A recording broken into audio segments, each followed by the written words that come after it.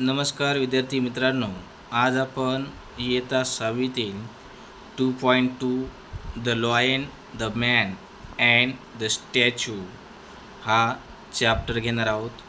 विद्यार्थी मित्रांनो, आपल्याला वर्ग 6वीसाठी हा धडा दिलेला आहे. The lion, the man and the statue.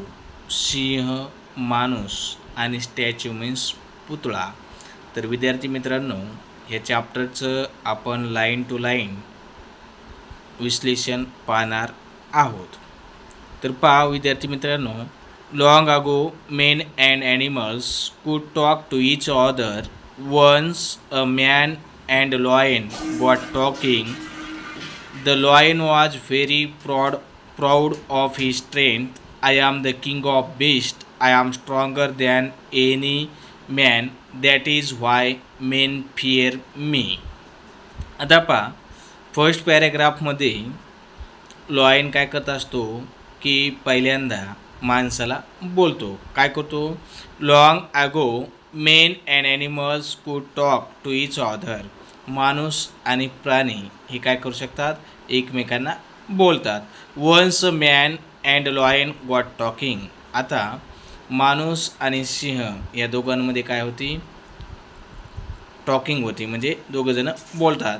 The lion was very proud of his strength. आता सिंहाला त्याची जी काय स्ट्रेंथ आहे, स्ट्रेंथ म्हणजे ताकद, त्या ताकदीचा काय आहे? अभिमान आहे. आणि तो काय म्हणतो? I am the king of beast. Beast म्हणजे प्राणी. मी प्राण्यांचा काय आहे? राजा आहे. I am stronger than any man. आणि कोणत्याही माणसापेक्षा मी कसा आहे? त्यांच्यापेक्षा स्ट्रॉंगर आहे, म्हणजे मी खूप मजबूत आहे किंवा मी ताकदवान आहे. That is why men fear me. त्यामुळेच माणसं मला काय होतात? घाबरतात. The man was also proud of his intelligence. Don't forget that men are more intelligence than you are. That is why they can hunt you or capture you.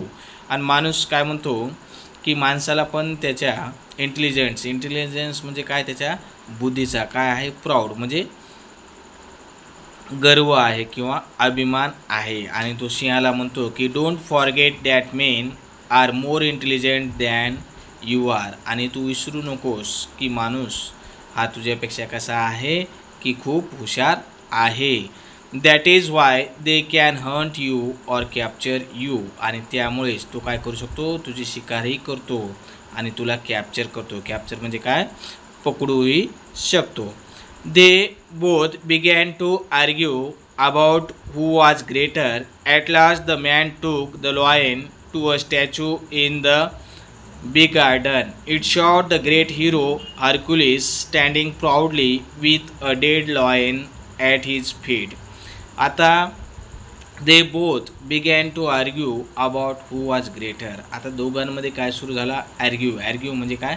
वादविवाद सुरू झाला. की मॅन म्हणू लागला की मी काय आहे? ग्रेट आहे. आणि लॉयन म्हणू लागला मी ग्रेट आहे. तर शेवटी ॲट लास्ट मीन्स काय? शेवटी माणूस काय करतो की एका बिग गार्डन, मोठ्या अशा बगीचेमध्ये सिंहाला घेऊन जातो आणि ते काय असतो? स्टॅच्यू म्हणजे पुतळा.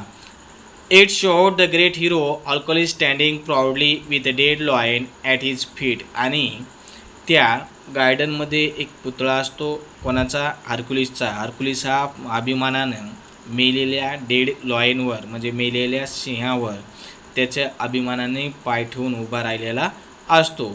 से the statue prove that men are greater claim the man. Claimed म्हणजे दावा करणे. माणूस काय करतो? दावा करतो. की ह्या पुतळ्यावरून सिद्ध होते की माणूसच हा काय आहे? ग्रेटर आहे, म्हणजे महान आहे. Not at all the lion replied quickly. This only shows that the statue was made by a man.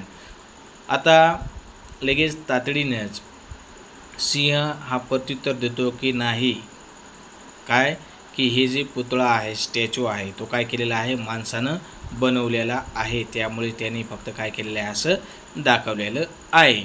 If Lions made statue they wood show the lion standing and the man lying dead under his पॉ. जर समजा हा जर पुतळा जर सिंहानं जर बनवला जर असता तर काय केलं असतं, सिंह हा अभिमानानं मेलेल्या माणसावर म्हणजे पंजा ठेवून उभं राहिला असता. From this story we can see that the story depend on the story teller. When someone else tells the same story they tell it from their point of view. आता ही जी कथा आहे की जो स्टोरी टेलर आहे, जे काही ऐकणार आहे किंवा म्हणणार आहे त्याच्यावर काय आहे डिपेंड आहे की की कथा काय करणे सांगणे.